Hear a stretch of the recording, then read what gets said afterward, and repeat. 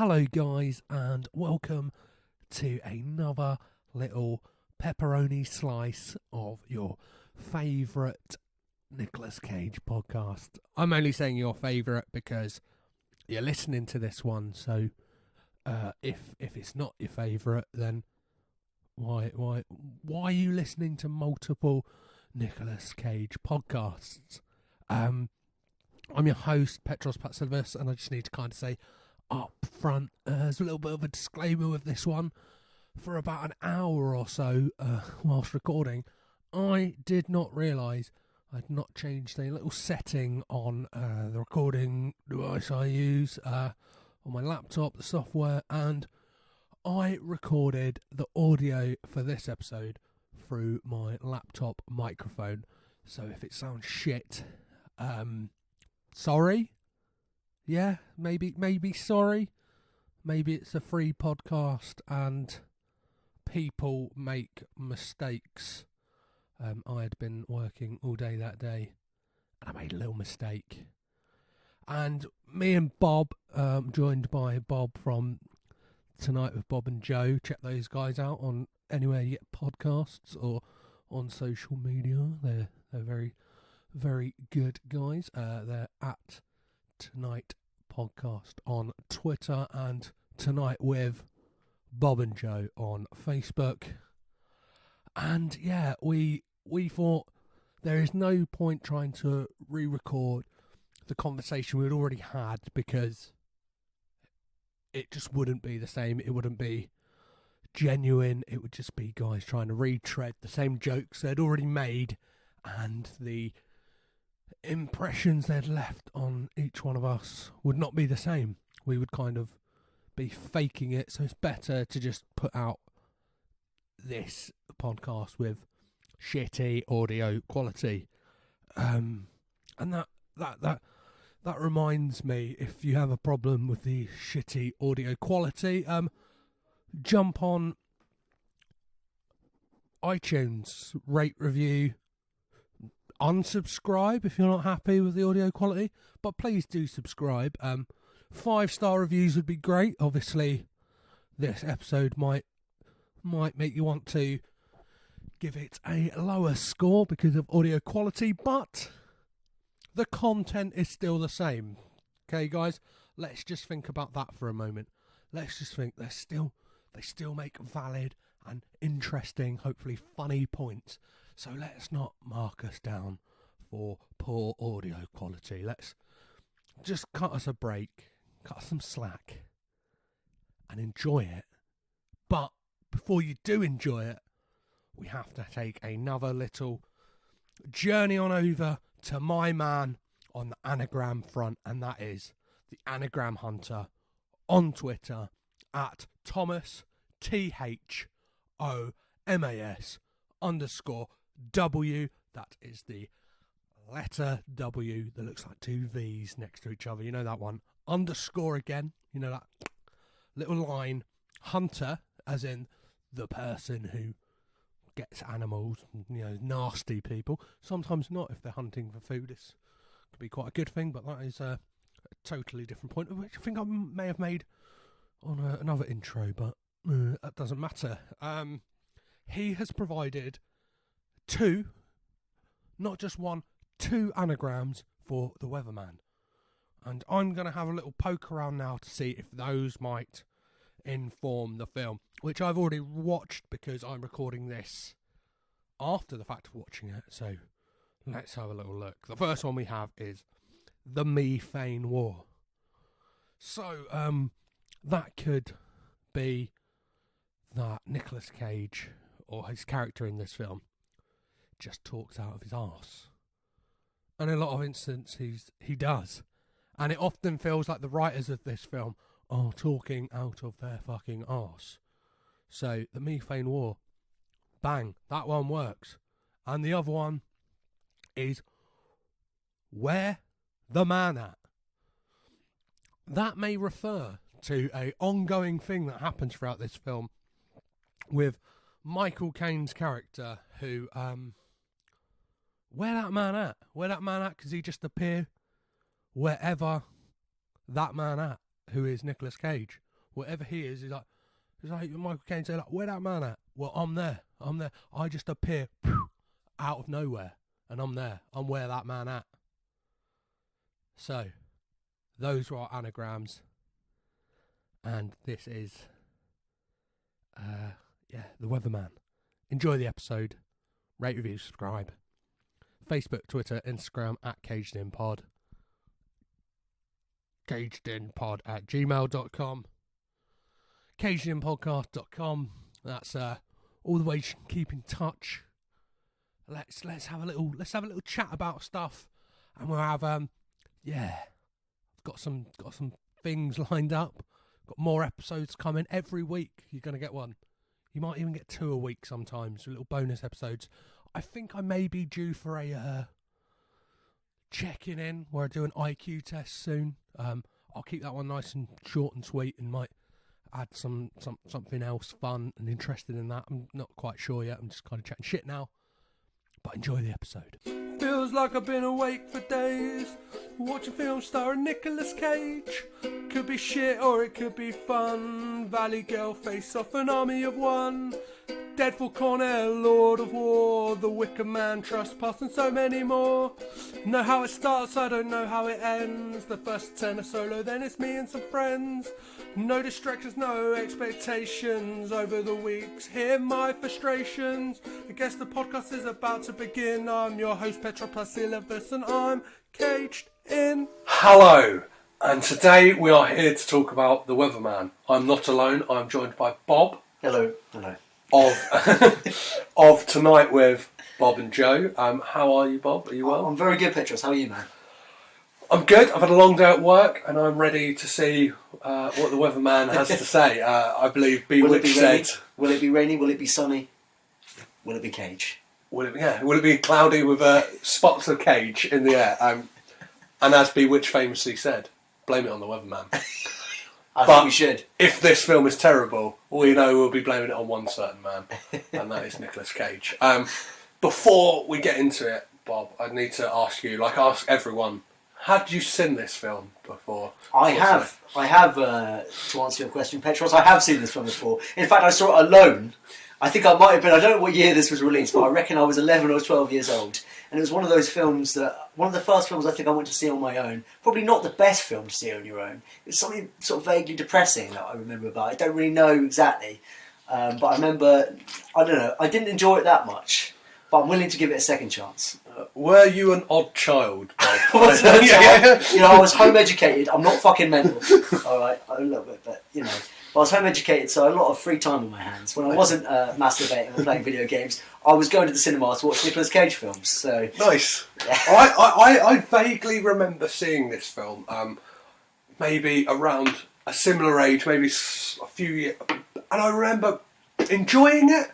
Or like I can't really remember. I remember I've seen it and remember like thinking like he's got really wispy hair in this. Like I don't know. His hairline throughout this whole thing has been a roller coaster of like back and forth. I think maybe this film is maybe the sort of the beginning of the end for maybe his real hair.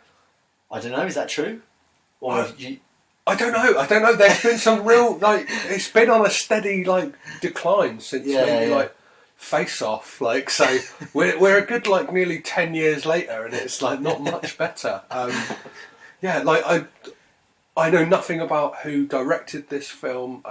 Like searching into my memory palace, I can't find it. Yeah, he's a big guy. He's a big dude. I've no idea. I don't mean it physically in stature. I mean he's an important. He's a large director. And I have no idea. Alfred Hitchcock. He was a rotund man. Obviously not. You don't mean in stature. If only Hitchcock's Weatherman, but no. Yeah, like I have no idea who's in it. Like obviously I know Nicolas Cage in it. Otherwise I wouldn't be like watching it. But I have been stung before by. There's someone else big in it. I just can't fucking remember who it is either. There's somebody big. Well, like, and I've committed to this so much, and obviously I wanted space on my shelves. I have got rid of all the DVD cases for the Nicolas Cage films, and now store them in like a 150 capacity CD wallet, which just makes me look like a madman. I've kind of figured you that carry out. it through the streets like a drug dealer. Yeah. You want to buy some cage? Mate? Which is one thing. I'm looking right now. I actually have 2 copies of The Runner because it was one I was missing on DVD. So I bought it off of Amazon. Boo, Amazon, I know people they're bad people, they're fucking cheap. And I actually found it on a superior quality of Blu-ray. Nice. Yeah. in my local CX for 50p. Good fucking lord. That is a hell of a deal. Yeah. Hell of a deal. So expect at some point a very crap giveaway of a film that I imagine is no good. The Runner on DVD. I'm keeping the Blu-ray for myself. What's it about? It's about running, is it? I have no idea. All I know is from looking at the discs, it has the same font as the film that preceded it in his catalogue. So obviously, they're it's a bit sloppy in maybe the same film studio had a 2-film deal. Just didn't give a shit. Yeah, they were just churn this out.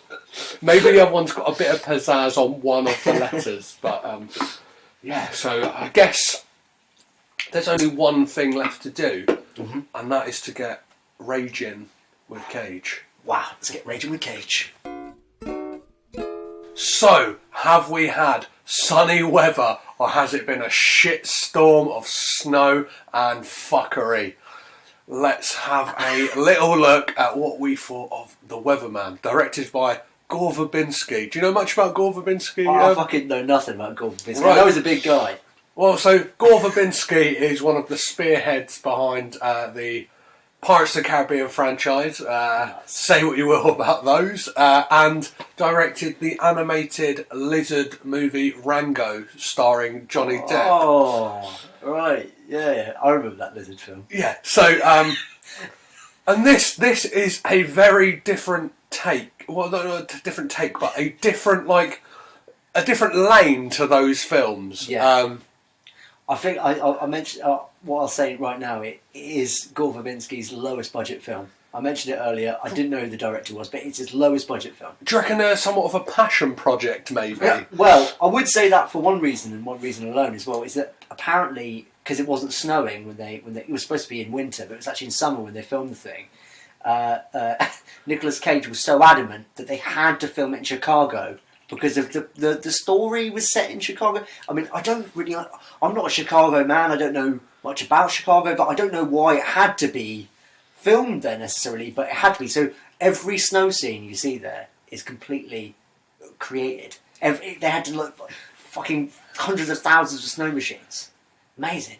That's fucking insane. Considering it's we'll get into now the plot of this film, a little feature that I've accidentally called "What the fuck happens," which is quite a drawn out feature because we go through every single minute detail of every single Nicolas Cage film, and sometimes episodes end up being longer than the films themselves. So, kind of making the podcast redundant because you could watch it. You could watch the film in question. Forget about the fucking podcast. Yeah. Do you know what? If you look at this running time of this episode, and it's longer than an hour and 37 minutes, just tune off.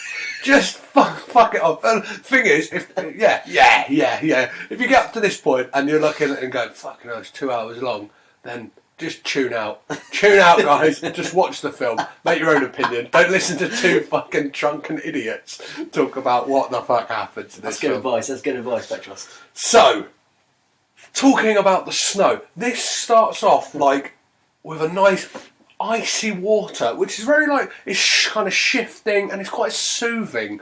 I was like, oh, maybe we're in for a good soothing ride. It's going to be a nice cleansing of the soul, this film. Yeah, it's an arty fucking opening actually. It reminded me of something like Irinatu or something, like a sort of like a Birdman or the Revenant or something. Yeah, it has that kind of.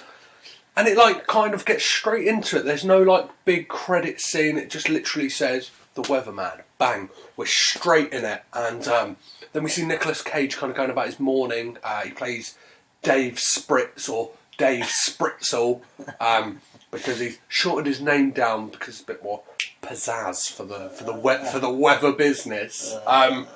But one of the first things I wrote down about this film is a definite hairpiece. We were talking earlier about his hair. His hair in National Treasure, the last film I watched, did not look like this. His head. To be fair though, in the wind, and there's a lot of wind in this film, it blows that wig very well. And to be fair, for a while I thought that's got to be his hair.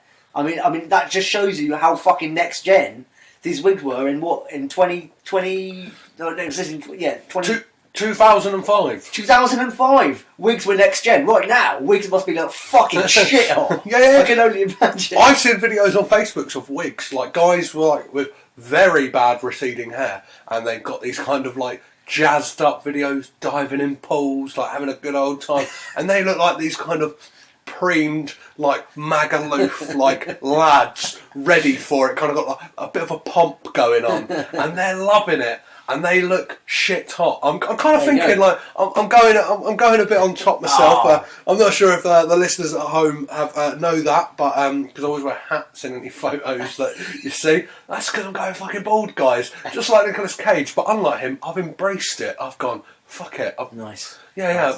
I look up to men like Bruce Willis. Like, that's why Die Hard is one of my favourite films. I think it's possible though that Cage has embraced it as well. I haven't actually seen pictures of him just in person recently. I think maybe his financiers, they go, you better wear a fucking wig for this film, mate, kind of thing. As opposed, I don't know. Yeah, I reckon. The balding man is a bit more of a niche character than the full-headed man. The mysterious Cage wizard. Yeah. So it kind of... there's a lot of like voiceover in this, and he's kind of talking to himself about like, I am refreshed, I am refreshing. And he kind of like... Well, it's something that drops really quickly. He has these like weird tics where he's moving about his apartment. He's like kind of clicking his fingers and like... For a second, it looks a bit like Vampire's Kiss.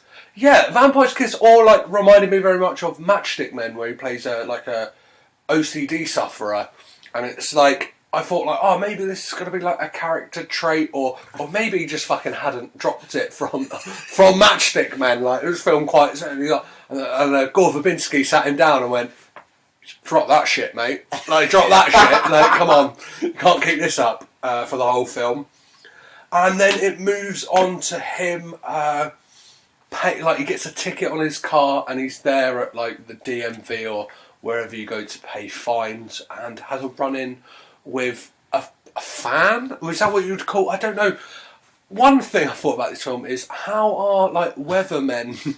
Are they that famous? Like I suppose in local communities, because what we don't really have that. I think we do have local channels. So there is a Brighton channel. Yeah. But we don't really think about like local TV stations.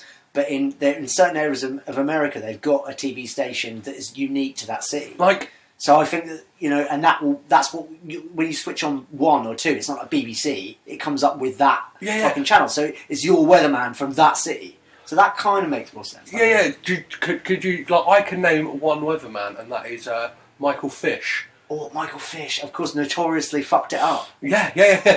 In the Great Hurricane of '89. And people, old women used to hit with umbrellas and stuff afterwards, isn't that right? For 10 years. Great. That is great. That's pretty wide. Actually, I can mention another meteorologist. Her name is Elizabeth. Sorry, already fucked up. Elizabeth Sari, and she is fucking gorgeous. She was actually my first ever crush on television. Nice. She's a weather lady, genuine meteorologist. She was on a holiday to Hawaii. And she got sort of parted from her friends, ended up getting locked in a cabin during a hurricane, had to chain herself to the actual building in order to stop herself from being whisked away by the hurricane. And as she was being whisked in this sort of crazy shed mess, she said to herself, if I survive this, I'm going to become a meteorologist. And she did. And she went on the BBC. That is like fucking hats off. That's the fucking weatherman. Elizabeth. Yeah, I know, right? Yeah. My hat is off to you, madam.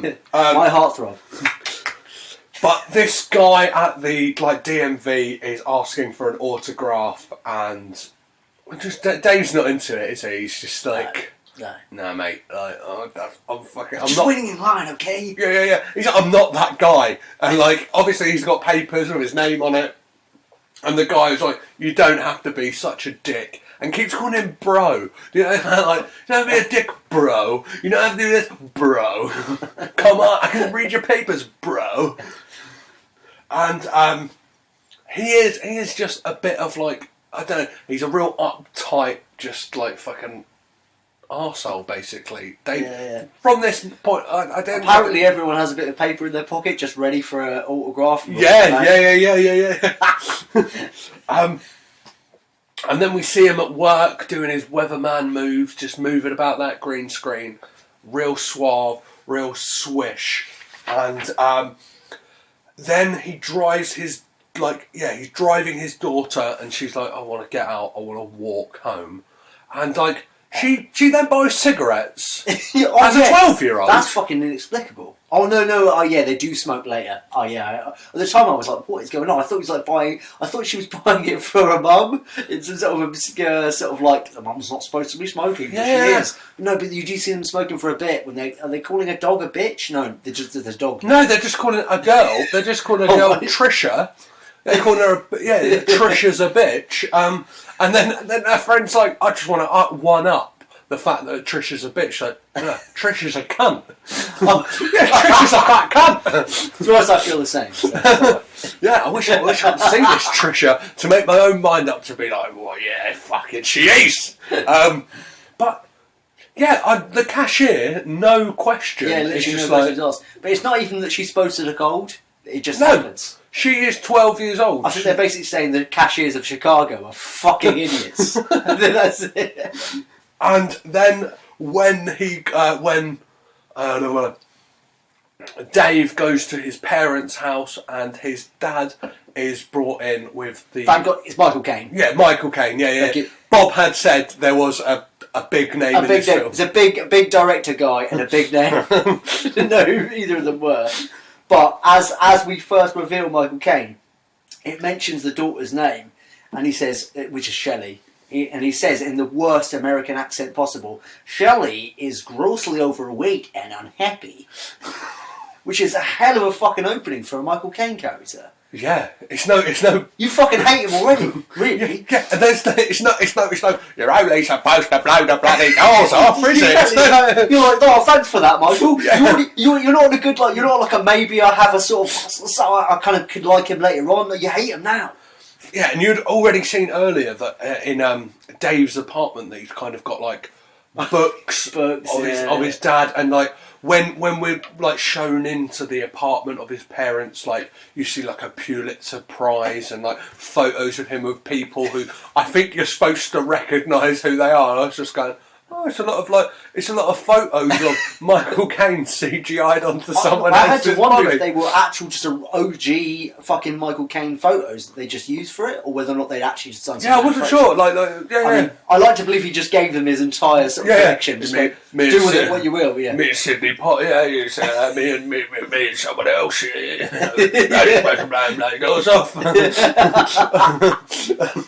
happens next, Petros? One of the things I've got down here is, how the fuck did they think that Michael Caine and Nicolas Cage would be father and son? Come on, suddenly, weirdly, for a moment toward the end, I sort of bought it, but mostly, no, I fucking didn't buy it. But I don't know. You know what they should have done is they should have just made him. They should have just not given him that shitty fucking accent. Michael Caine can't do an American accent, so let's not fucking beat around the bush. Just get him to do his normal accent. Yeah, it would make sense that he could move to America. Yeah. And then he has a son. He's not trying. Everyone who knows Michael Caine in America isn't going, oh, he's doing a great American accent. They're going, why is he doing this shit American accent? It doesn't make it, such a wacky fucking thing. And he does it in a couple of films, and he always falls short. Yeah. It's a classic trope of just It's the one thing that Nolan does right as well. He never makes him do that. Yeah. No matter where he is. Hello, Mr. Wayne, it's me. You're only supposed to blow the bloody doors off, aren't you, Mr. Wayne? She was only 17. And Dave is there on unhappy reasons because he's taken his dad to the doctors.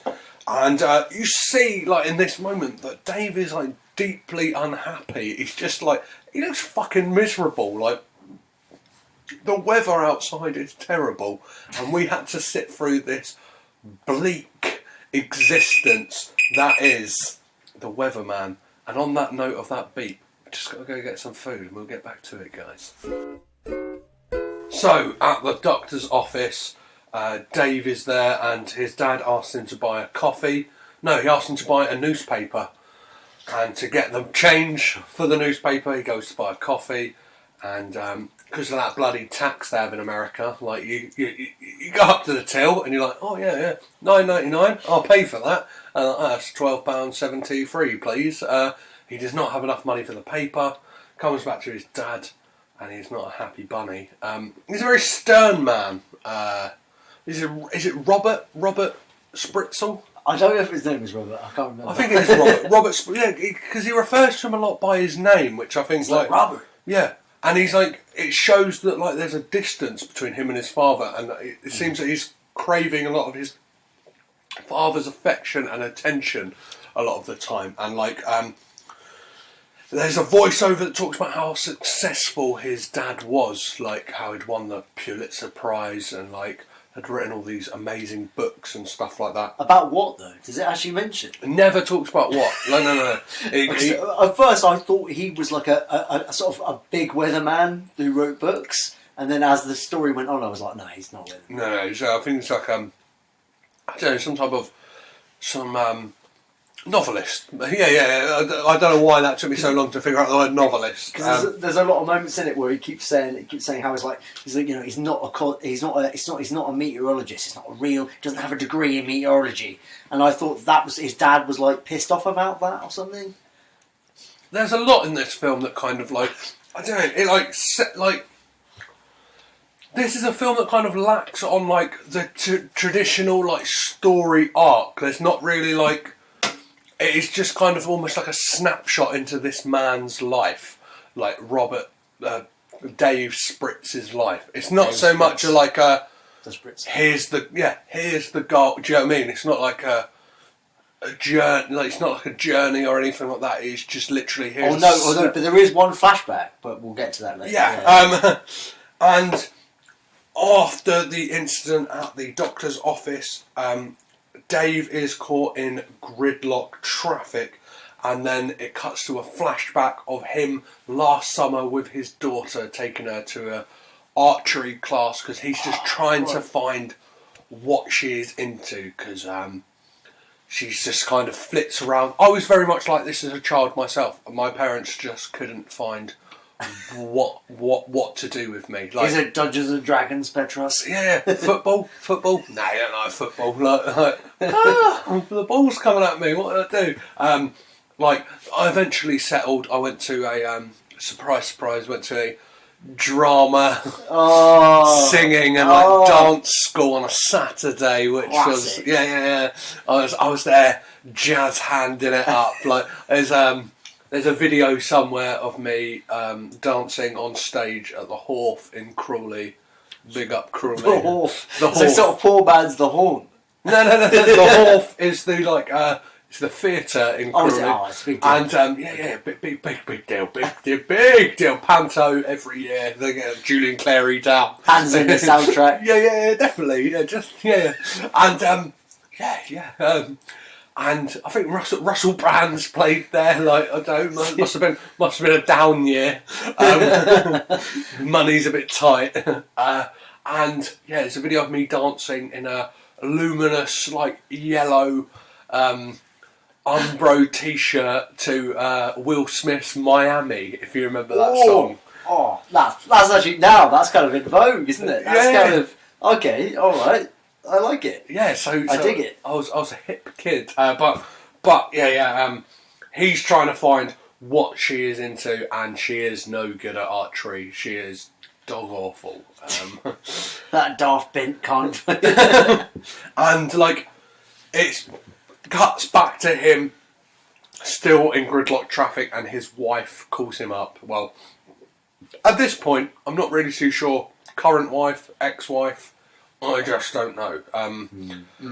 Like it. They do a great job of establishing it, but yeah, there's been something bad. And they're not together anymore. Yeah, and he's asked to go pick up their son at the mall, and cut to the mall, and Mike, their son, is with a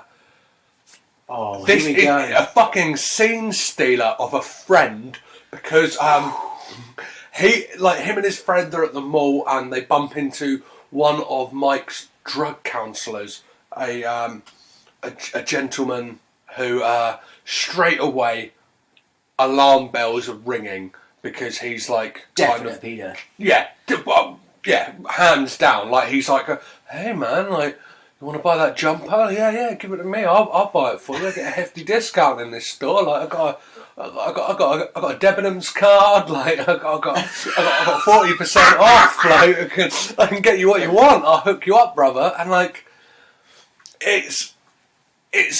I'm not into this. Actually, at that point, that was when I realised that there is such a thing as they say. Too many sort of cooks spoil the broth or whatever.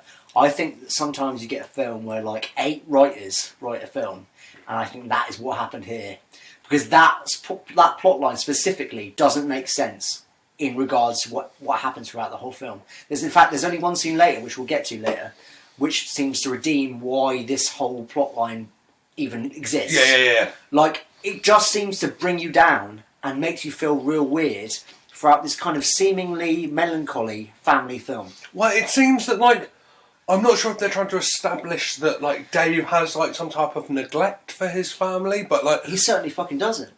He's really at it. He's really trying to sort of do his best, so I really don't think that's it. Yeah, and, like, because obviously, like... They go in, like, I think, like, the fact that he's got a problem with drugs would have, like, to show that he's troubled, would have been enough. Yeah. Without this kind of, like... Does he have a problem with drugs? Yeah, because he's drug counselling. That's where he's met. Right. That's where he's met. This is all art. This is pre-shadowing. This is what happened before that we don't see. Yeah. Right, that's how he'd met. That's a fucking load of bullshit. That's how he'd met this. Because yeah, exactly. That stuff would have helped us way more than seeing this plot line. Yeah. If only it had just been him going through drugs at the time, we could have dealt with that as viewers, as an audience. But instead, they fucking throw us right in the deep end of sexy terror. But like that scene where the like guy is saying to Mike, like, just put it in my bag, out of focus, but like just enough in focus for me to see was his friend's reaction in the background, which is fucking fantastic. It's mouth aghast, kind of like. Is his face going like, why is he doing it? Why is he accepting it? Or is his face going, how fantastic he's buying him a jacket? No, it is the face of the audience. It is very much a, what the fuck is going on? It is a face. That's kind of cool. Yeah, it felt. I wasn't sure if my own reflection had mirrored on the screen. It was exactly the like facial expression I had at that moment. That's interesting.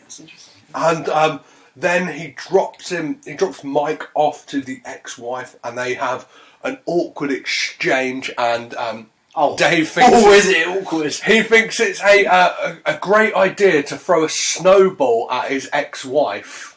Oh, this is a different one. Yeah. He thinks it's great to throw a snowball at her, and clocks her straight in the fucking face. Smashes her glasses. Yeah. And like, she is not a happy, but like, rightfully so. Like, I don't know about you, but like, have you ever tried to cling on to like the burning embers of a relationship? Like, I've been there. You just look. He's like that man at like 4 o'clock in the morning, clubs like carting everyone out, and he's just like, please love me. Like, it kind of has that whiff of desperation about it. And like, he then gets a Frosty thrown at him, which is a kind of like big frozen drink. Is that God's revenge from throwing a snowball? He gets a Frosty thrown at. Possibly this is a subtext we had not. It's only dawned on us now. And like, but like, it's really confusing because out of nowhere, like many times this film, his dad just appears from like.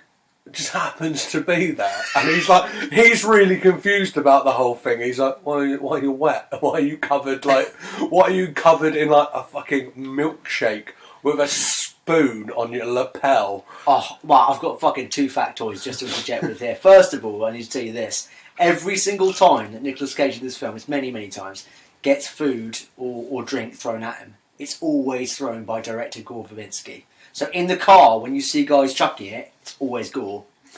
Every time, pure gore. Okay, so every time it hits him. But also, that spoon that's on his lapel, and I thought it would be in every scene for some reason, because I was reading about it earlier, but apparently that they couldn't get the spoon right. So what they did was they got a fucking silver spoon. They got a plastic... they got a plastic spoon and they painted it. Fucked up 3 times. We've got an actual spoon, a real life, 100,000% material silver spoon, and they've painted it to look plastic, then covered it in milkshake.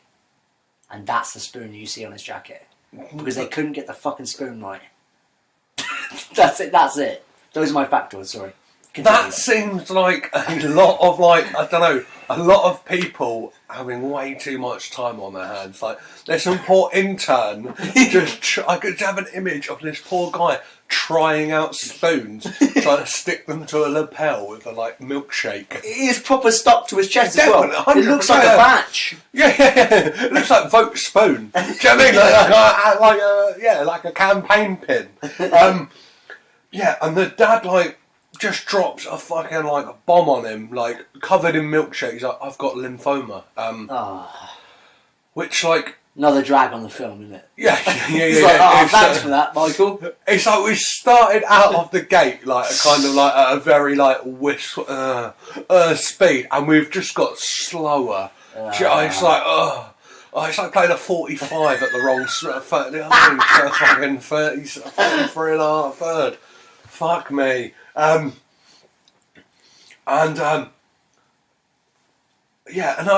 question was had they arranged to meet there? Had they arranged? No. I think every time that Michael Caine arrives in this film, he's essentially arrived unannounced, and spontaneously, much like an apparition would in a horror film. Maybe, and he's always hello, what have you done today? Are you a weatherman? He's always being a real dick every time he shows up.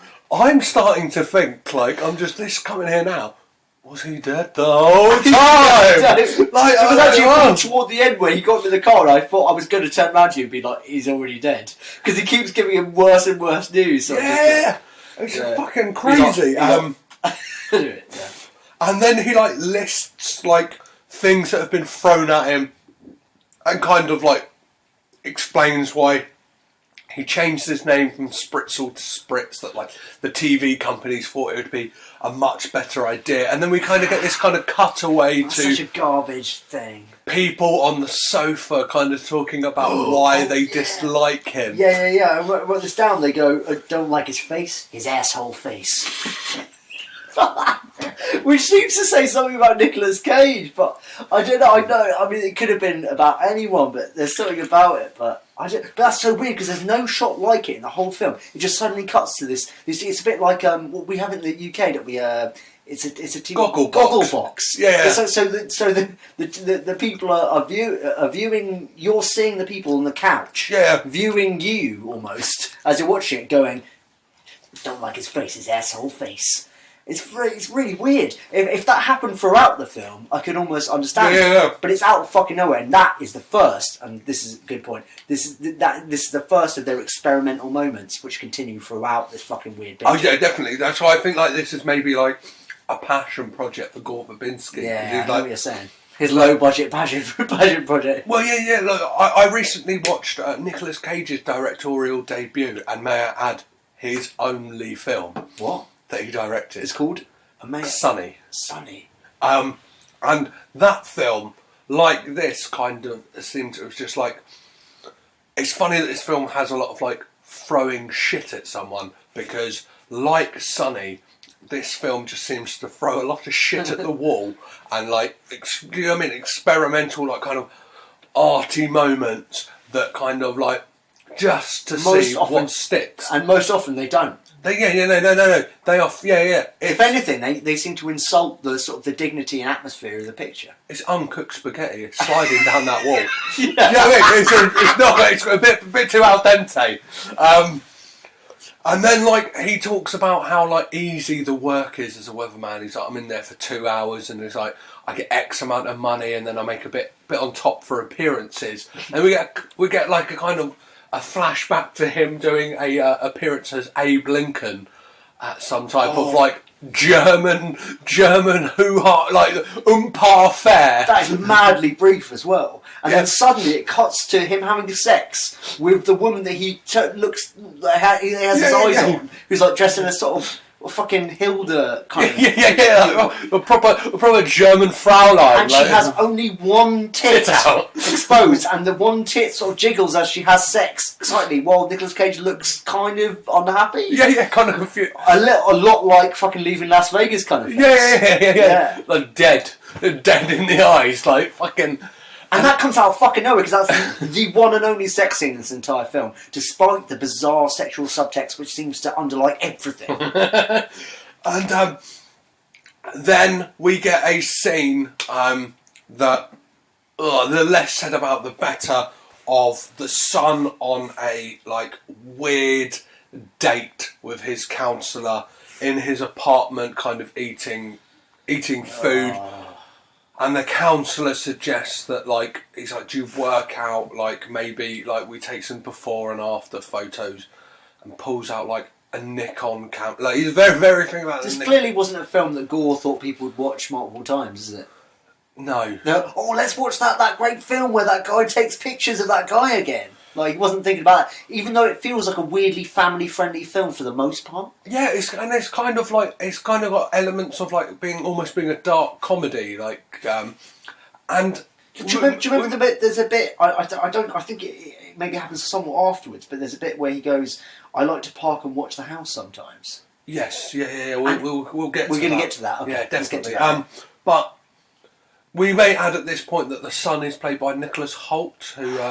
A lot of like British listeners may remember from he rose to fame in About a Boy, or like the TV show Skins as well, and like has seen recent success in I think Kill Your Friends was a film he's in, but like probably bigger Kill than Your that. Darlings. No. That's the fucking Harry Potter one. What's Kill Your Friend? Oh, about like the music I didn't industry. see it about the music one. Oh yeah, I didn't see it. And the new like X-Men franchise, he plays Beast. Oh shit! Of course, yeah. Yeah, and he's good in this film. I think he's good. Yeah, he's great. He doesn't fuck up. He pulls off the American accent. Yeah. I wasn't at one way more than Michael Caine. Yeah. He's putting him to shame. Do you know what I mean? He's got way less years' experience than Michael Caine. Yeah. And Michael Caine's like going, no, we're talking about something else. Cheeseburgers. And then we cut to the daughter in the park, and that's where we get the fateful line of Trisha is a cunt. And I wish I'd just seen Trisha to make my own mind up. Me too. I'm just going to take the word of two 12-year-olds. They could have at least had a scenario where we could have seen if Trisha was a cunt. Yeah. Instead, we just see it from their perspective. But I don't know. Maybe they're the meanies. Why are they watching a dog while they do it? I thought the dog was Trisha. I was convinced. Anyway, go on. That would have been crazy. So, like, Trisha's a real bitch, and I was like, of course she is. Yeah. She's eating piss snow. And then Dave takes his daughter to a works do, which is some kind of like they seem to have like skate world, yeah, but they seem to have no health and safety, because one of the things on the routine here is that they are doing a sack race on ice skates, which like just think is it just for the weathermen or something? I'm not sure. I'm not sure if it's like the whole news station. As he arrives, the guy's like, "Hey, why are you here?" He's like, "I come here every year, dish." Whatever, and then that's it. I don't understand. Well, I don't know. It must be for the channel. Yeah, the channel. Yeah, Channel 3 or 2 or whatever they are. Yeah. And him and his daughter, halfway through the sack race, managed to tumble on the ice, but he persists to like get her to finish the race, even though she's hurting. Yeah, she's hurting bad. Another thing to say, he's a bad dad.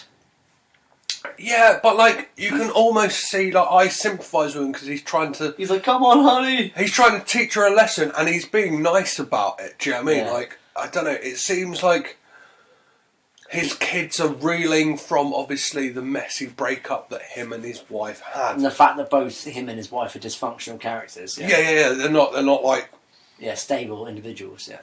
He then takes her back and she has a torn ACL and MSL or something like that in her leg, and she's on crutches, which this seems to be the only scene in the film that she is on crutches. I do not know the timeline of this film, but it does not seem like a lot of time passes yet. She seems to be on crutches. Yeah, maybe there is supposed to be a leap. I don't know, but it just doesn't feel like that. But time is supposed to have passed because she's not on those crutches anymore, I believe. But that's another one. That's a shitty editing job.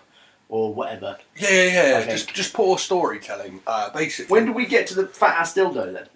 That is right now. Oh, yeah. He has a conversation with his ex-wife Noreen, and then her new fella Russ interjects, and Dave is not a happy bunny and just kind of tries desperately to insult him and comes out with such profanity. He tells him to basically, Cage doesn't go too far, but he gets a little bit close to his ex-wife, and then he goes, "Get away from her," and he's like, "What are you talking about?" He's like, "Get away from her," and then he goes, "Fuck you, fat ass dildo, pork, fuck porker." Which, to be honest, I mean, I'm going to use that later. That is a fucking brilliant insult. Yeah. And it does sort of work. Does it work? Does he get him away from? No. His dad again just appears out of nowhere. Yeah. Even this is a moment where like no other point in this movie does anyone like acknowledge the fact that it's very strange for Michael Caine to just appear. Like Nicolas Cage is like, "What the fuck are you doing here?" He's like, "Oh, I'm here to talk to Noreen because about the way your daughter dresses." Oh. Because as if the paedophile counsellor wasn't a weird enough subplot. He's over there, even though he is already like. You must imagine Dave's like maybe the day before had seen Dave when they were at the doctor's. He had come over specifically to talk to Noreen about children at the school bullying Shelley because she has camel toe.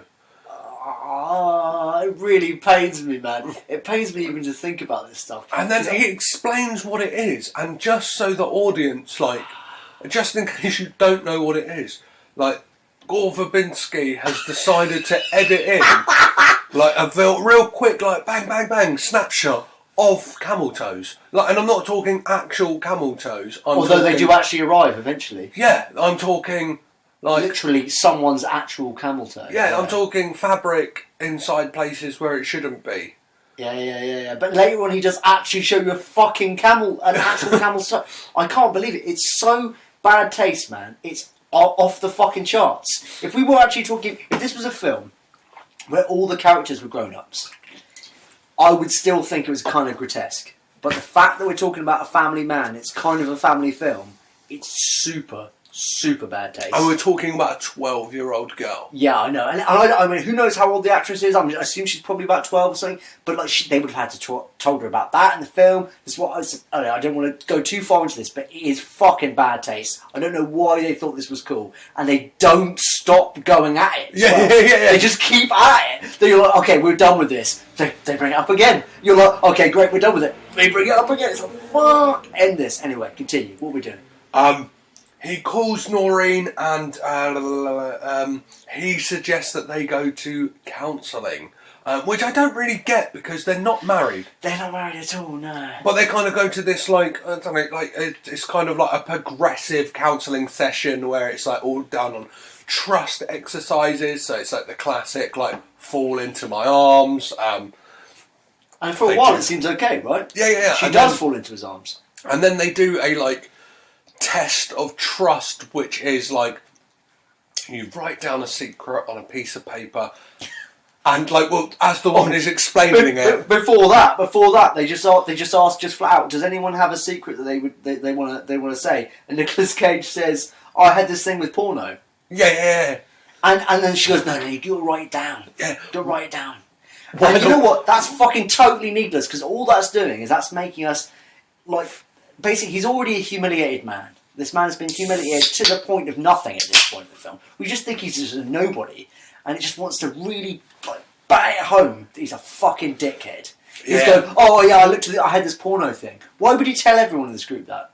Because he's a fucking dick, right? Yeah, he's just trying to somehow impress Noreen and like get in her good books by like, look, I'm going along with this thing, I'm getting into it. But he eventually writes down what his secret is. She passes him a secret, and like moments later, like doesn't even wait until he gets out of the place. He is trying to read it in like in the doorway of the toilet, and people are opening in, and he's like there looking real shifty, like, and they're like, come on, man, like if you want to fucking do something like that, like a cubicle, like just get in there, like he's doing it over the sink. Yeah. There's not going to be other like guys in there judging you. Like, have some self-respect, man. And the secret that Noreen had about him was that the book he wrote called like Big Mistake was a big mistake. Was it called Big Mistake? Big Mistake, yeah. What the fuck? And she said like it was 4 years wasted. What an embarrassment. A sci-fi novel. She called it. She called it, and like moments later, they are like having a coffee in a diner, and he just can't help himself, and he's like, so did you even read it? Yeah, it wasn't sci-fi. It had one character in it who was a scientist. How is that sci-fi?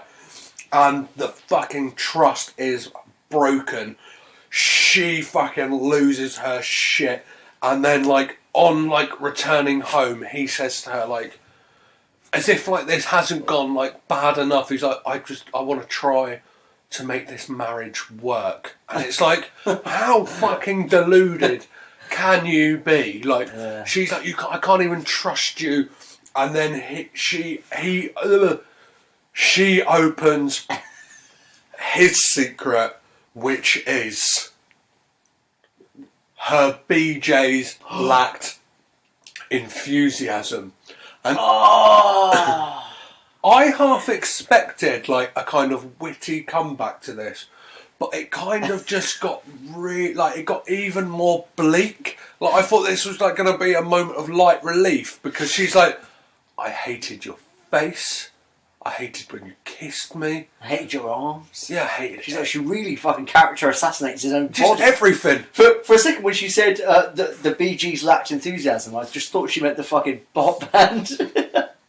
I ain't a fan of those Kid Brothers. I've got no time for Saturday Night Fever. But then she literally, while the child is in the front sort of the screen of the door, so she can hear everything. She's like, yeah, that's why when you had my cock, when you had your cock in my mouth, that's why I didn't like it. And it's like, oh, it's like we've already gone too far with all these weird, sexy plot lines, and now you've made it really shit. But the thing is, it's like that. Like, if she had just gone with like, if she had just said like, you were an arsehole, or like, I don't know, so a bit more snappier without like making it feel like really fucking depressing. It kind of would have been a bit of like a light relief, funny moment. Yeah, it's just not funny. It's just no. sad. It's like you could see this scene. She's like, I hate your hair, which also specifically seems to talk about fucking Cage's wigs as well. It's like so bad.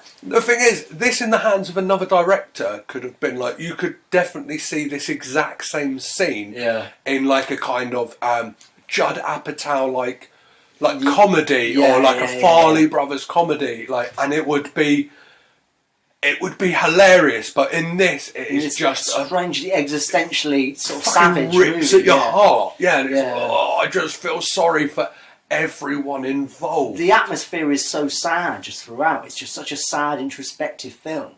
Any humour that's in it seems to never punctuate the icy surface of its fucking weirdness. Yeah. And then we are back to the doctors with the dad. Great. And the dad, like, he asks him, "Did you read my book, Dad? Like, you're a bit of a big shot in the, like, book world.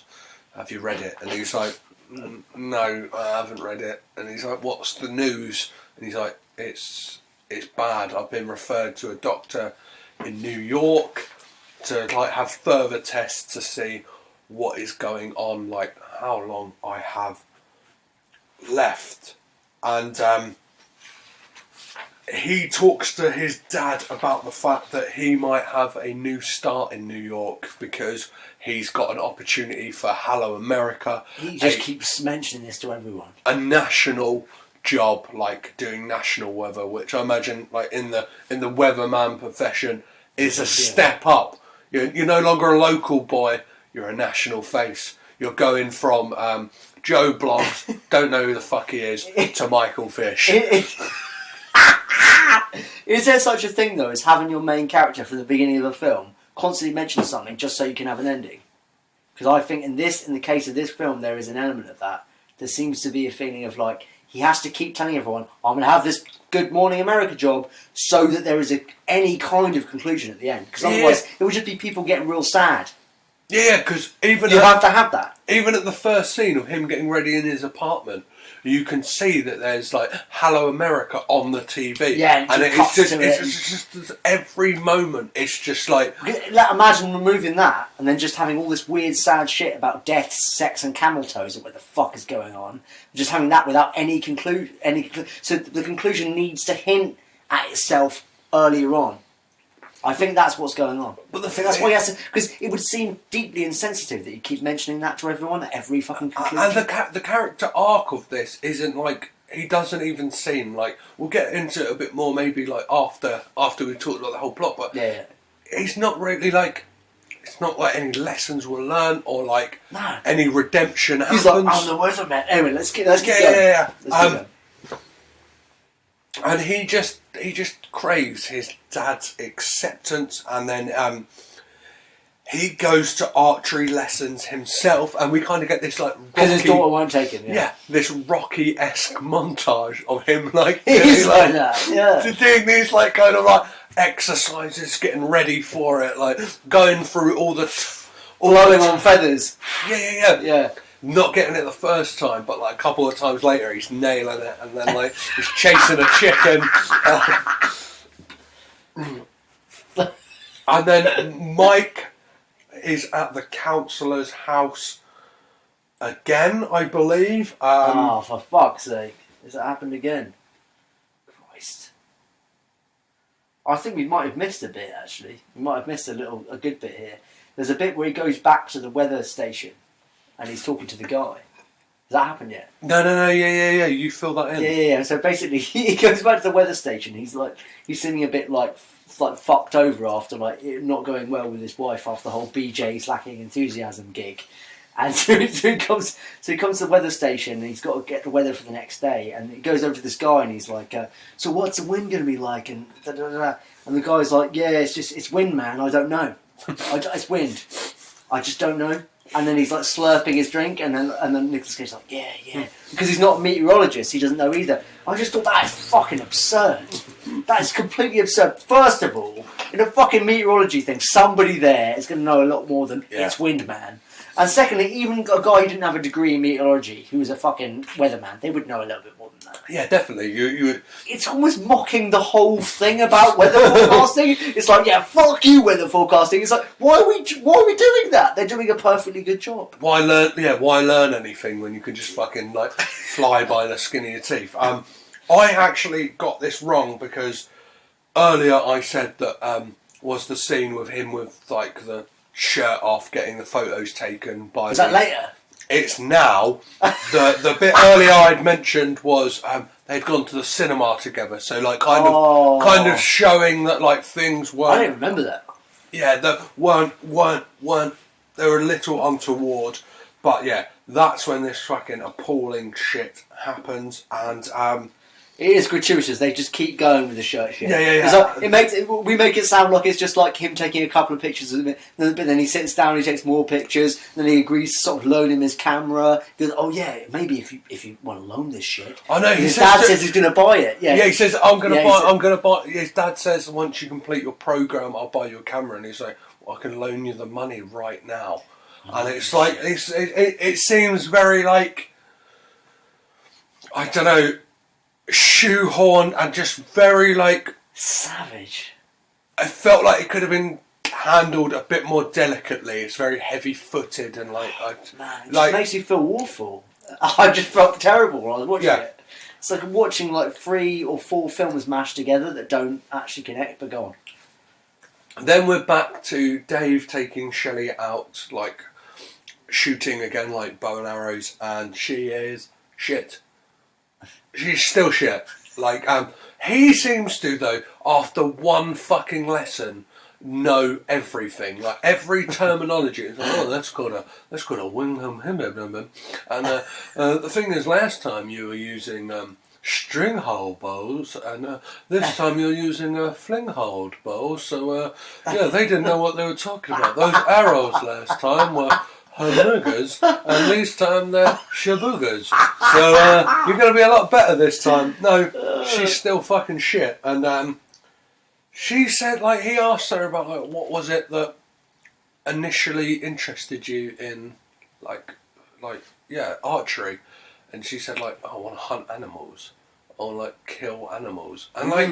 that's interesting. Well, it just reminded me of, like, I've got into a real deep rabbit hole of watching Criminal Minds, the TV show, and like they always talk about like serial killers and stuff like that. The beginning, yeah. And that is Batman Begins of a serial killer. That's the classic trait, is just wanting to inflict harm on animals. So I was just like, she's a fucking serial killer. Is this the prequel to Silence of the Lambs? I'm not sure. Like, I have no idea what they were doing. Is she Eileen Warnos or something? Like, I have no idea what is going. It's like, I think I honestly, I tell you this right now: 9 cooks in the fucking broth, man. 9 different writers that were. Some of them were fired. Some of them kept on, and in the end, you got a draft that just it's an absolute lasagna. Is that why this film is credited to Alan Smitty, the classic, do-all name for people who Alan Lasagna. Yeah, Smitty. Yeah. Just exactly. Didn't want their name. Yeah, it's fucking crazy. And it's just bleak as well. Like I kind of feel like they knew what they were doing by putting that in there. By like kind of like they must know that audiences are savvy enough to like have seen enough fucking shit to know that like that is a classic trait of an early serial killer to be like. If anything, the only reason that it seems to be in there, if it isn't for what I just said, the fucking several writers thing, is I think that it's supposed to make Cage look like a good guy because he says, "Well, I wouldn't kill an animal," which is the thing you go, "Oh, but he is a good guy after all," which is weird because we know he's a dickhead. I never thought he'd kill anyone or any animals, so you didn't have to make it alarmingly obvious to me. Yeah. And then he drops her home, and Mike just appears out of the darkness and taps on his window, and they kind of have like an awkward exchange. Like he's like, "What the fuck do you do? Oh, what the fuck are you doing here?" And he says, "I like." He's like, "What the fuck are you doing?" He says, "Nicolas Cage says, I like to park and watch the house sometimes." Yeah, I've seen you playing guitar. And you're like, this is, but actually for a moment there's I don't know, I don't even know if there's any music, but there's something about him and Mike there. And he's just telling him how it is, and he goes, Pop's got sick and stuff. And there's actually a genuine moment where I thought, fuck, I'm actually a little bit connected to this. I was like, I really feel like this seems kind of realistic, and I see why he would like park outside the house, like, whatever. And then Mike leaves, and suddenly it cuts to another monologue while he's still watching the house, and it goes, "If I die, will he be thinking I'm a jerk off?" This is Nicolas Cage, and then he goes, "A jerk fuck?" And I just thought, what the fuck is going on with these writers? If I die, will he be thinking I'm a jerk off? If I die, will he be thinking I'm a jerk fuck? And then it like that pushes him into a flashback of like would he have like split up with his wife if he had bought tartar sauce? Which unbelievable. Which brings me to possibly like. I can't believe it, man. If it was like this the whole way, if it was this character, if it had this level of voiceover that it's just like, again, I think this is another moment, like you were saying earlier with that kind of cutaway scene. This is another moment of them just like going, let's try this, let's try this, let's try this frantic like kind of narration like tactic, and it is him. His wife says to him, "You need to go out, you need to collect the takeaway, make sure you remember the tartar sauce." So it's him walking down the street, he's like, remember the tartar sauce, remember the tartar sauce. And then he sees a young lady in a pair of white jeans. Nice ass. Yeah. And he's like, tartar sauce, I'd like to bury my face in that. I like to eat pussy. Yeah, and he's like, a lot of people don't like to eat pussy, or is that just black men?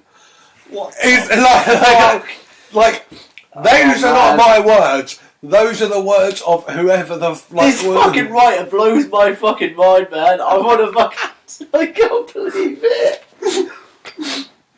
I can't believe it. And then he goes from that to somehow talking about Neil Young, and he's like, "Why the fuck am I thinking about Neil Young? Neil Diamond." Not many guys named Neil. Yeah, not many famous guys named Neil. But the thing is, it's like written like a cut-up poem, isn't it? Like it's fucking. The thing is, though, that kind of does like ring true to like just how like your mind sometimes works when you're just thinking about it. Yeah. Not in the things that it says, but in the way that it moves. Oh man, yeah. No, I do know what you mean. There are a few scenes in films that so adequately show how frantic and weird the mind is, but the way that they play it out there is fucking absurd. It really is absurd. And through all this thinking of like licking out and famous Tartar meals, sauce. he manages to forget the tartar sauce, which erupts into a massive argument because he lies and says they just ran out of it, and she's like, I'm calling you out. I'm calling you out on your shit, you fucking arsehole. He's like, no. Oh man. And then it's him in New York. He is ready, which happens to be his interview falls around the exact same time that his dad has got his doctor's appointment, and he takes Shelley out shopping, and she's trying on something that is a bit too too clingy to her body, and possibly one of the most distressing moments of the film when he looks at his daughter and we get a flash of a actual camel's toe on screen, like fucking with a weird bit of music as well, like just a, it's like yeah, fucking hell, it really is nuts. And this prompts him. I don't even know what they're trying to say. No. Just I don't want to go into a lot. I've seen this in films before where they do weird little. It's almost like they're not trying to say something, but by the nature of their edit, by their cut, they have to mean something. And this seems to mean something. If the father, in his mind, is suddenly cutting to the image of a fucking camel's toe with this fucking symphony going on in his mind, you're saying something about that character. You can't get away with that. Yeah. It's not just us as an audience seeing it. You're suggesting the guy is seeing that as well, our main character. Yeah. It's weird. It's very peculiar. And this prompts him to take her like to Central Park. I don't know if he's going to like let her free because he believes she is a camel. And then questions her about like the type of thing she gets called at school. He's like, do some people like? He's like, if you're being dumb, do they call? If you like miss a question, they call you a dummy, or do they call you camel toe? Like real like not subtle. And she's like, what did you say? She's like, no, they call me a camel because what is it? They call me a camel toe because camels' toes are strong and like I can't. Tough. Yeah, tough. And like my heart kind of melted at this kind of like childlike innocence that like... That's what they try to do, man. They try to fuck you like that. They go, oh yeah, you thought it was so gross, didn't you? And now we fucked you by telling you that it's genuine. And it's like, no, man, you came up with this shit. Yeah. You wrote this. Because I just felt sorry for her. Yeah, I'm not the bad guy for thinking you were talking about what you already insinuated. I mean, is it not? It literally shows you pictures of women with camel toes. Yeah. early on. So, like, why are you making me feel bad for this? Like, I don't understand. It's very peculiar. Yeah. I hope that is what they told the actress. Yeah, they were like, it's like strong camels. Yeah. Yeah, and like me too, man. Because it'd be fucked up if she knew that actually what it was really about, which is far more ambiguous and fucking weird. Yeah. And then like he kind of takes some like I don't know. He takes some refuge in this that is like a good thing that she's kind of ignorant to it and not kind of like he doesn't even address the thing that like she's being bullied for something. He just kind of like brushes it under the carpet and decides to take her back into Macy's or whatever the fuck they were buying clothes. It looks like a scene out of a fucking 1980s. Like, to be fair, it's probably the best montage, and I mean, it is probably one of the best scenes in the whole thing. Yeah, it's kind of just joyful, isn't it? Yeah, and he is dressing her up though in like. She looks like she's in swinging 60s London. But he's also dressed up as well, and he's doing like crazy dances. He's loving it. Like it looks like this is the most joyous like 30 seconds of the film, just before we plunge back into the cold waters of this. Quite literally, because we're about to hear some shit about Mike. Yeah, Mike is back at the doctor's. He's now going to see a specialist, and Mike has been arrested. Sorry, the grandfather is at the hospital. Fantastic. Another fucking illness for the dad. Yeah, and Mike has been arrested because the counsellor has tried to make moves on him. I mean, it literally says, this is Michael Caine's words, he was trying to suck him off. He fucked up his car because he was trying to suck him off, and then and then he tried to like the counsellor saying that he tried to jack his wallet, but like Michael Caine just gets caught up in like the semantics of it all, like the wording of it all, like just like what's all this jacking, fucking, sucking, dildo, fuck. Yeah, he's like oh the jack and the bit where like Nicolas Cage is trying to make a call to his wife to explain the situation, and then like Michael Caine comes over and he's like, more dildo, more fucking. And like he fucking loses his shit on the phone to his ex-wife as well, where he just like, even him, he's like, I'm fucking stuck out here in New York with camel toe. He's even berating his own daughter. Yeah, that is weird. It's fucking... That doesn't make sense. No, he's like... Yeah, that's too much, I think. He's like... He's not that kind... Like, yeah, why would he refer to his own daughter as camel toe? That kind of... I'm stuck out here with camel toe. Yeah, that doesn't make sense. I'm not with that. I don't get that. Yeah. Time for SpongeBob, eh? Almost. Yeah. He then tries to buy his dad another coffee, and again, no money. It just, this kind of seems to symbolise like the constant disappointment that he poses to his father. That like no matter what he does, it's just not good enough. No, he's always and always seems to like it. Almost like feels like they're trying to make you feel sorry for him because his daughter had bought him a drink. Like last time, he had the coffee. The father didn't have the paper, and this time he has a can of pop, whereas the grandfather doesn't have his coffee. So it just paints him out to be a selfish fucking shit. And we find out that Michael Caine is terminal, and he's got months to live. Fantastic. It's as if this film couldn't get any more fucking fun, right? Yeah. Just plunge deep. Like I feel like Harry Houdini. I'm against the clock in that ice cold water, and I don't know how to get out of a straitjacket right now.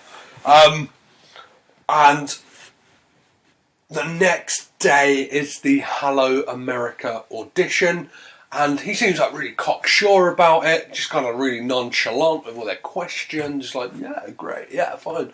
He has like a camera test, and he seems to meet the guy. Have we missed this one? No, we haven't missed a spot. Yeah, he seems nonchalant. He meets like the guy who's like the big wig of it, who asks him if he's nervous. He's like, no, I'm not nervous. I'm good.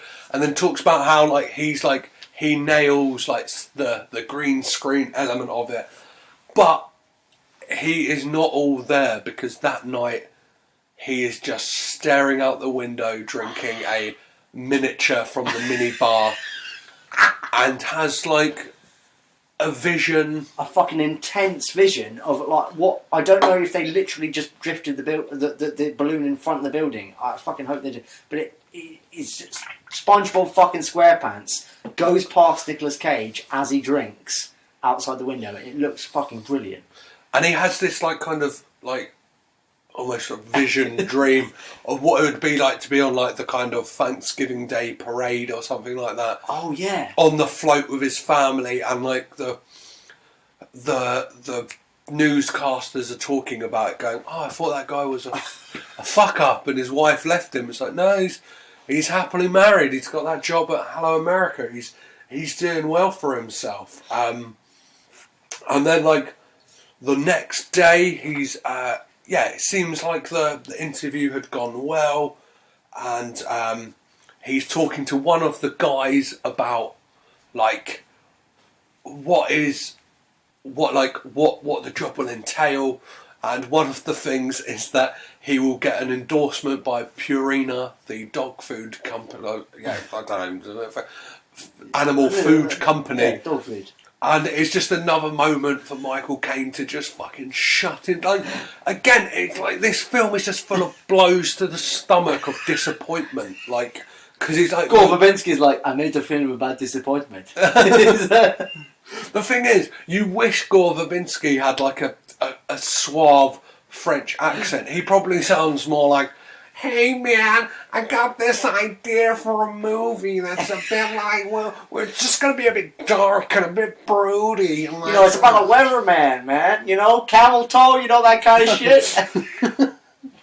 And, he just drills it home because he's like, you don't have a pet, your wife and your children have a pet who you don't live with. And I just felt for the guy who worked at Hello America because he's just like proper, like... Well, I didn't have to be here for this fucking conversation. You guys sort this shit out between yourselves. And then they go back to Noreen's house back in Chicago.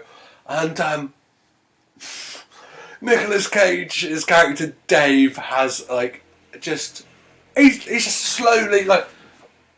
I possibly feel like this film is like a representation of what I wanted to kind of achieve with this podcast, because it seems like it is the workings of a man's sanity slowly but surely unravelling, and like he has these outbursts of things that are just like, whoa, that's fucking crazy. And this is one of them, because he just decides to, out of nowhere, slap his ex-wife's new boyfriend in the face with a leather glove, like he's some kind of, I don't know. Do you refer to himself as the sort of 16th century? He kind of says like, my dad was disappointed with me. Like maybe he would have been like more appreciative of it if I were some kind of 16, like sir, like riding up on a stallion. And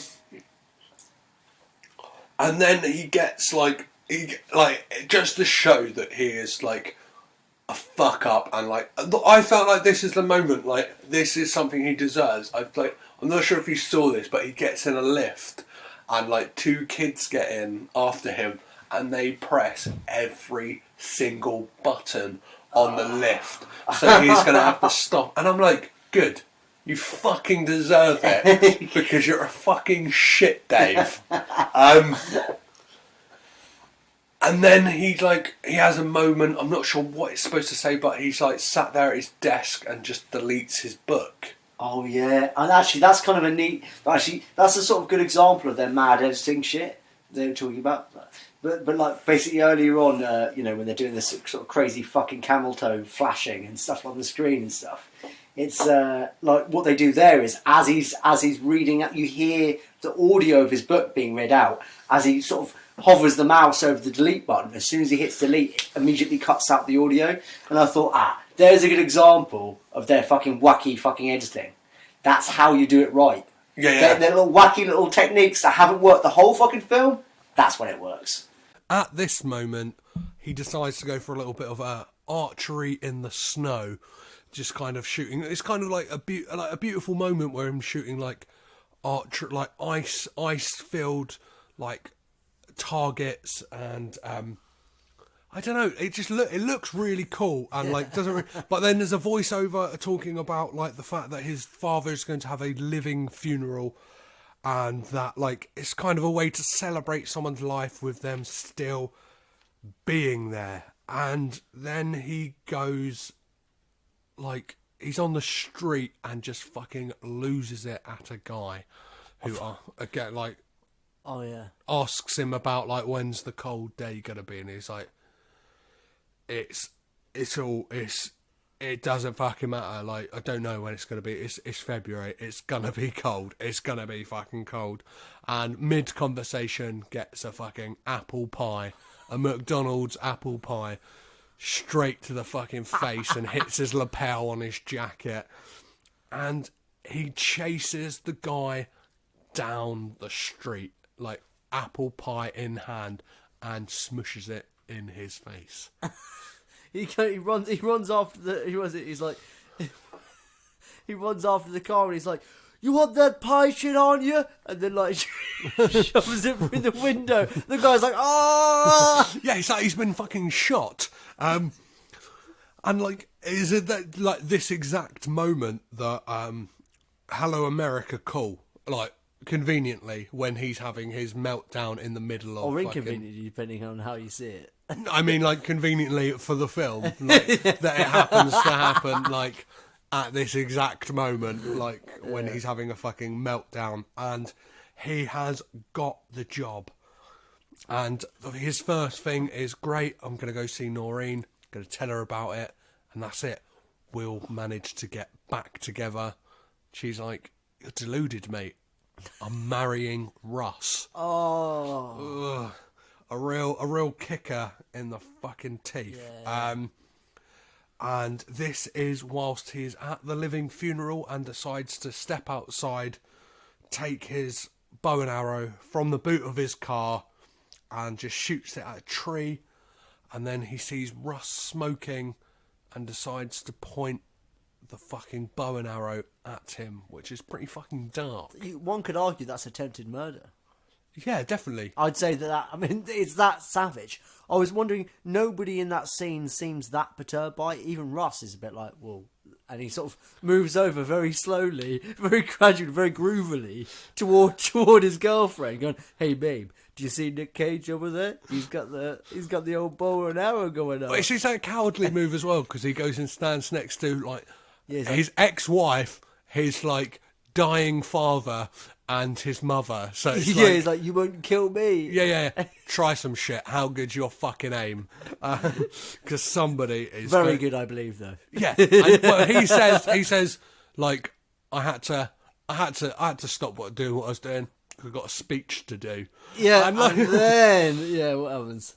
He then goes in to do his speech, starts talking about Bob Seger and the power. Bang, is out. And it kind of weird, another like, arty cut to suddenly like power out, cutting out. Yeah. Literally a power line burning. I think it is. Yeah. In some kind of like Lynchian style, like you know,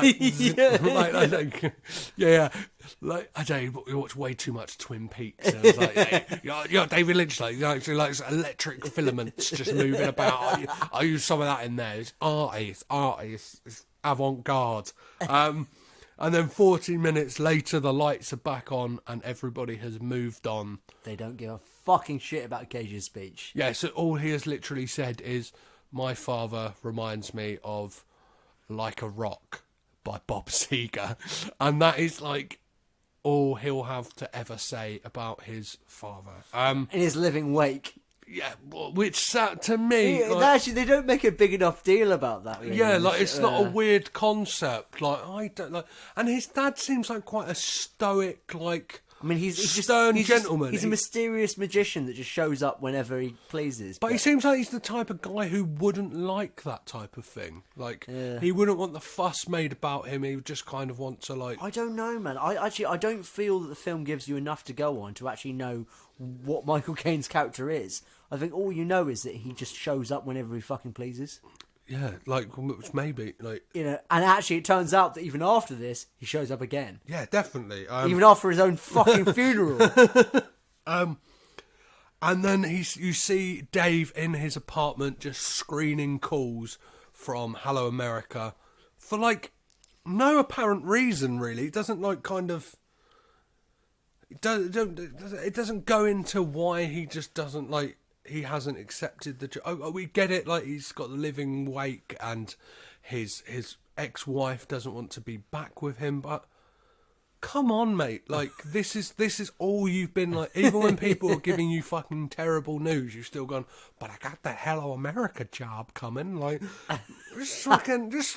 Even his son says, like, you should answer the call. Like, yeah. To be honest, the only reason he needs to move there is to fix his family. That's it, right? And they do kind of knock about that, but he obviously knows that he can't. He can't move his family. Yeah, his family isn't his family anymore. So give it a chance to, like, find happiness on your own. Like, spread your wings. But he can't do that.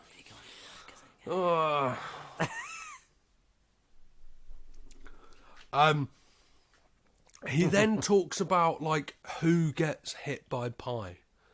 Like, he's like the voiceover's talking, he's walking down the street and he's like, who really, he's like, does Abraham Lincoln, does George Jefferson get hit by pie? Who the fuck gets hit by pie? Like, what is this? And he does realise that who is hit by pie? Clowns. Clowns are hit by pie, yeah.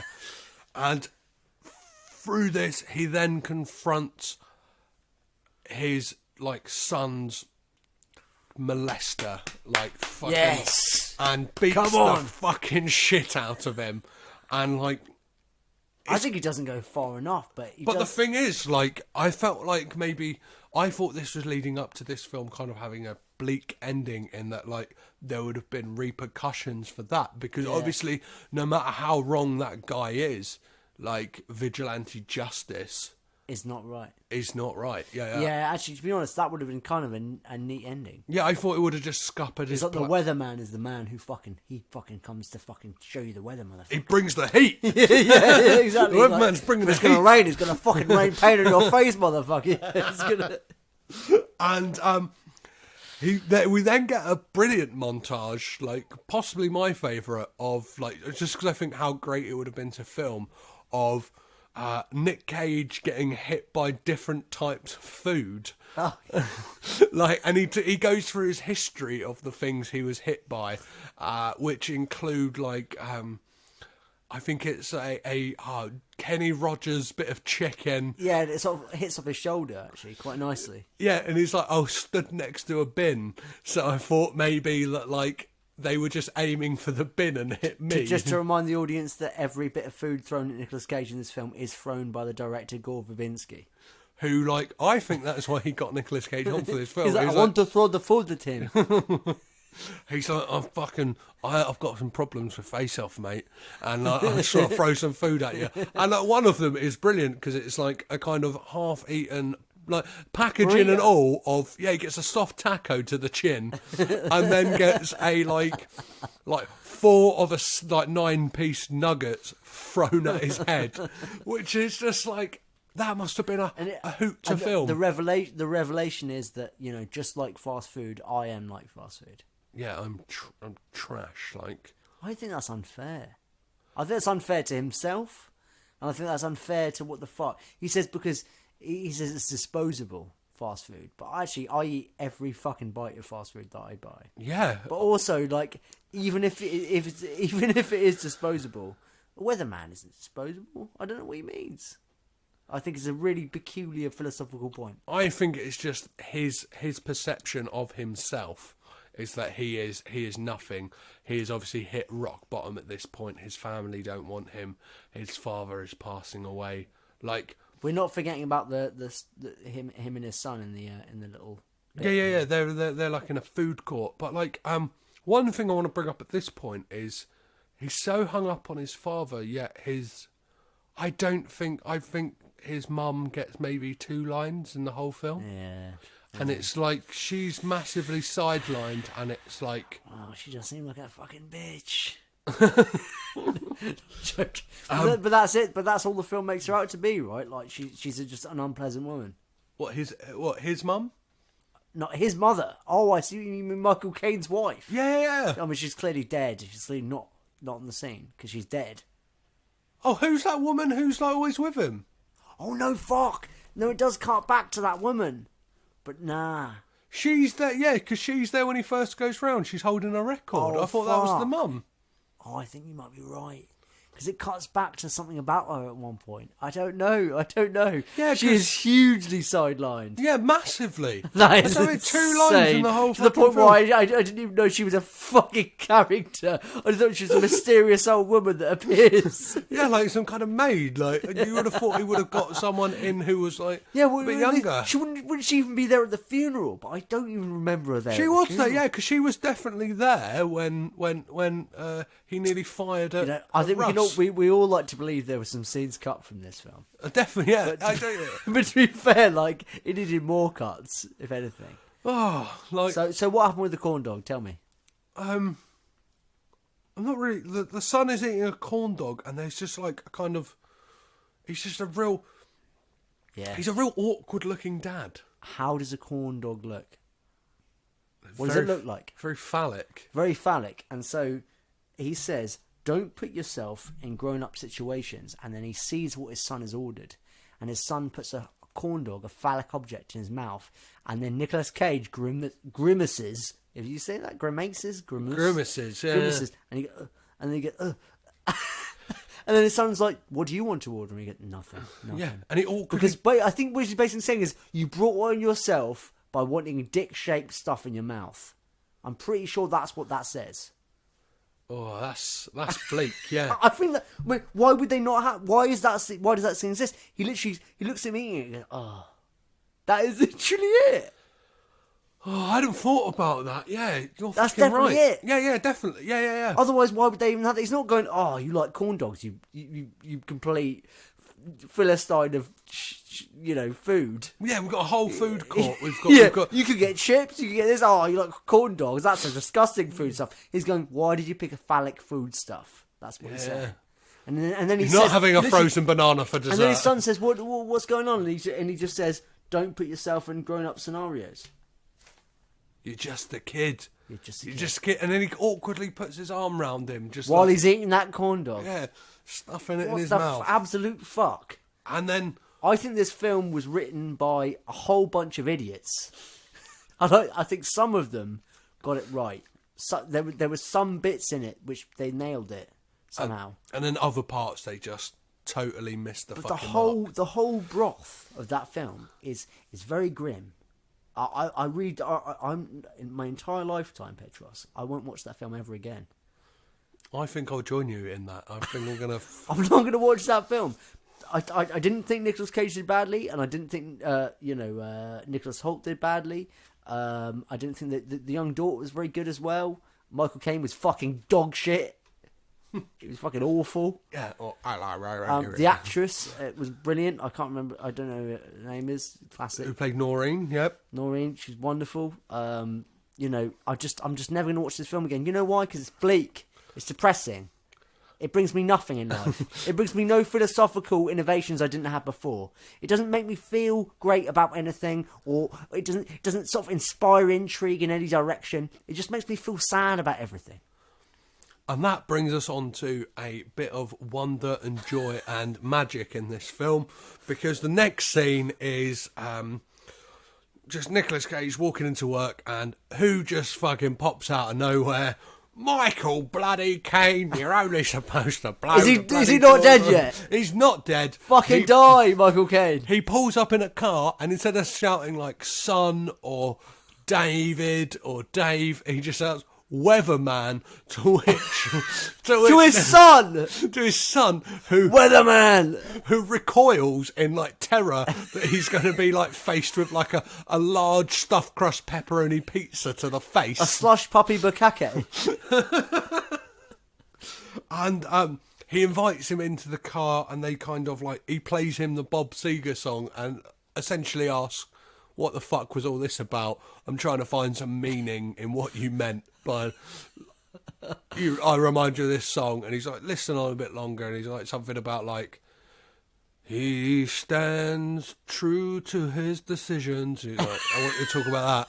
That's what I want to talk about. I wish it was just you on the radio. He stands true to his decisions. There's something along them lines, or something like he grows moss because he's hard rock.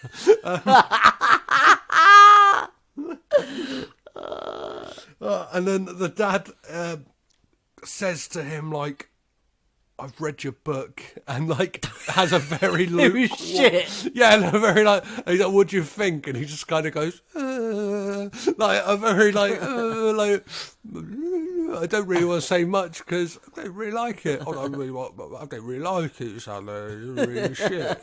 Master Wayne. And then he's like, I practiced for years at writing books, and that's how I got good. Just how you like practiced at the weather. and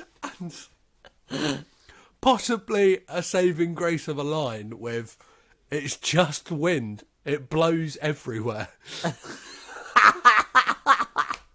What a way to put down the whole like meteorological like Just profession. wind, Dad. It blows everywhere.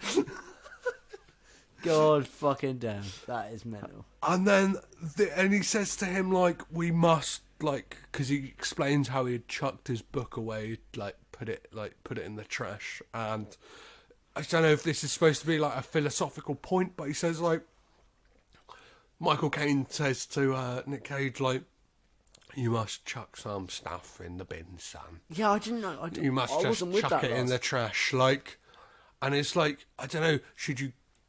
I didn't know what he meant. Maybe he meant like you should.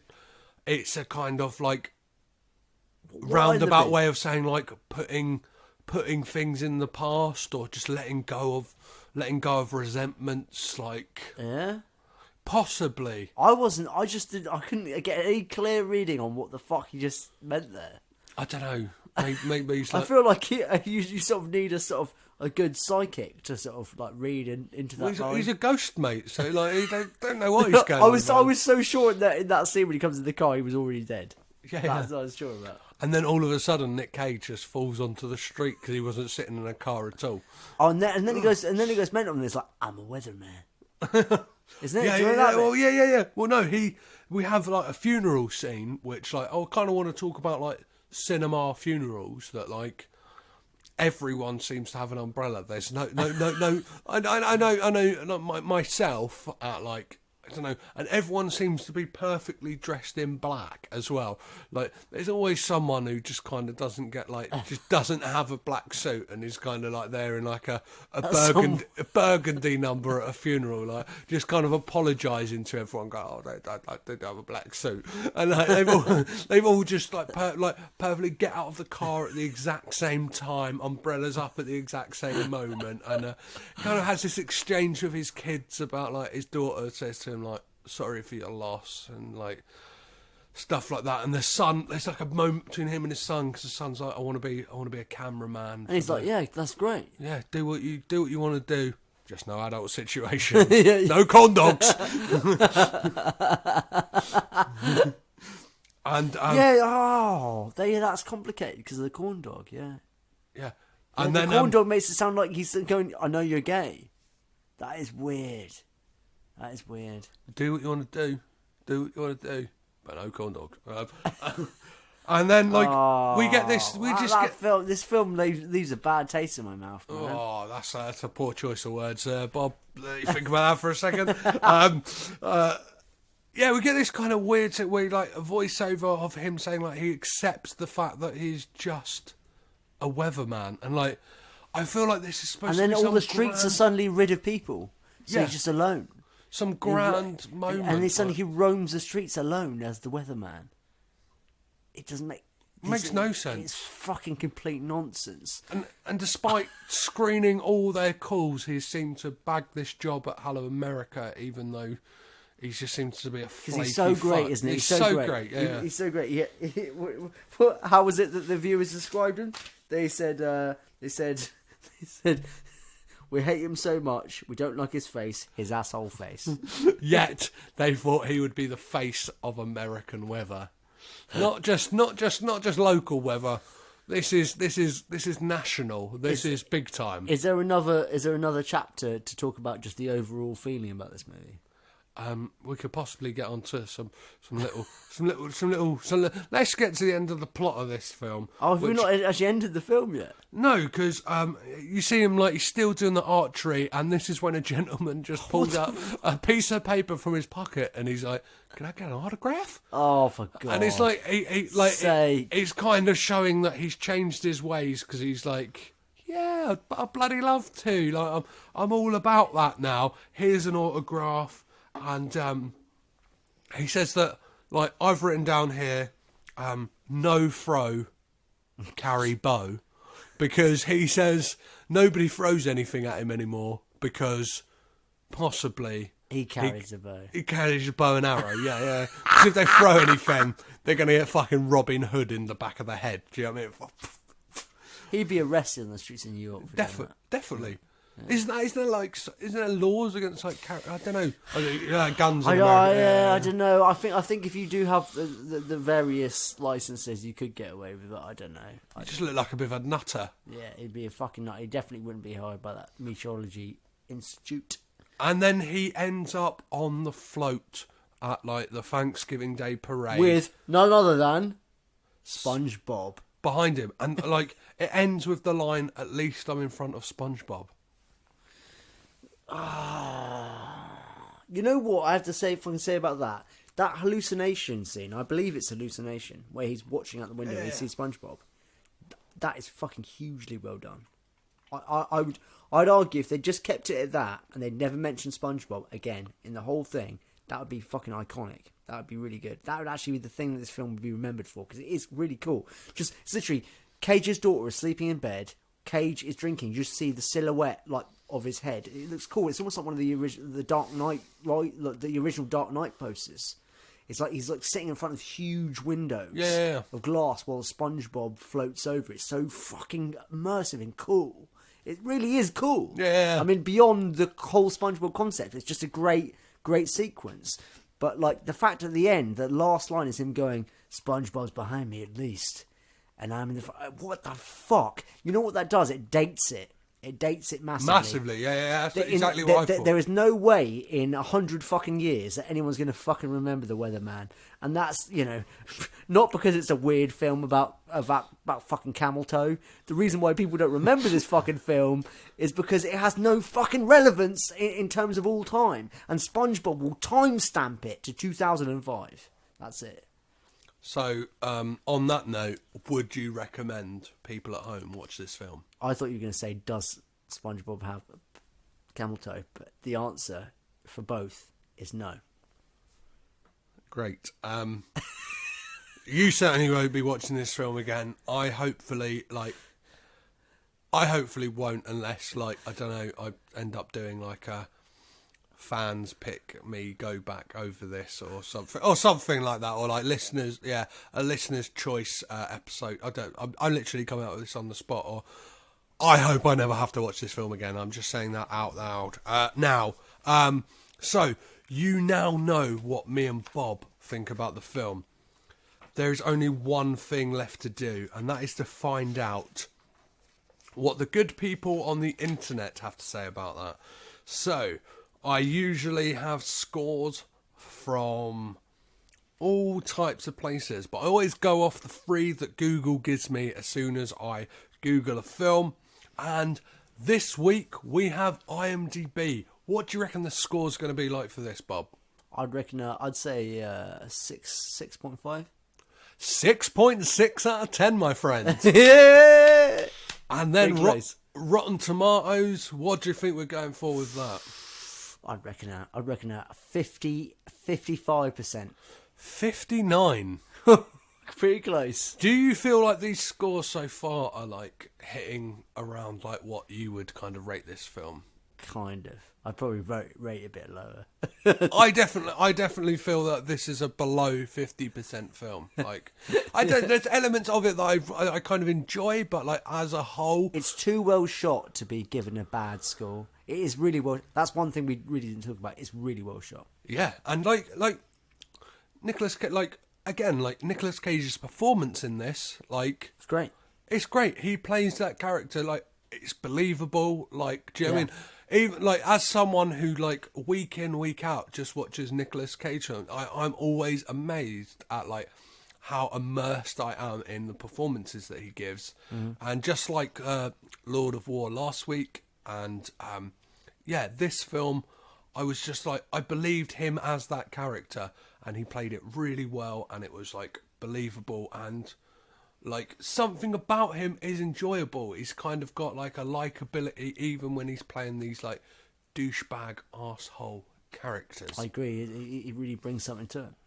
And we're bringing on to our final score that we have on Google, and that is from the late great Roger Ebert, and he gave this film a 3.5 out of 4. So Ooh, that's pretty close to a 4. yeah, a high score. Well, he only did it out of 4, so I'm not sure what swing way he really has on that. Like, I think Ebert's a bit of a dick sometimes. So Roger Ebert? Yeah. What? I mean, Yeah, what's with the silence? I don't know. I was No, freaked out by that. definitely. Yeah, no, I didn't know who you meant. No, that's fine. Yeah, No, yeah. I think Roger. We're talking about Roger Ebert here. Yeah. Yeah. I mean, I think the man has been wrong many, many times. Oh, definitely. Yeah. I mean, eccentrically wrong about some things, like to the point where I just can't grasp why he dislikes or likes something. I kind of think like sometimes films are dependent on mood. Like so many factors come into play. That's why sometimes like the idea of like reviewing films is a weird concept to me sometimes, because like, I don't know, you could have had a really bad day and then something that is light and fluffy can just be, it can be enjoyable in that moment and lift your spirits, but like subjectively great, objectively is a piece of dog shit. Yeah, no, yeah, absolutely. Do you have anything more to add on this film, Bob? I think as a final note, I'd say on this film is I think that somebody tried to mishmash a film about dads, a film about death, a film about archery, with a film about weathermen, and it went fucking wrong. Well, so on that note... But thank God for Nicolas Cage. Oh, of course. So, as always, I've been Petros Patsilivus. I've been Bob. We've been caged in. You've been sat at home under a blanket, just shivering of the cold that is this dark, camel toe infested, child molesting piece of fucking cold breeze up your night dress. That is the weatherman. Bye. Goodbye.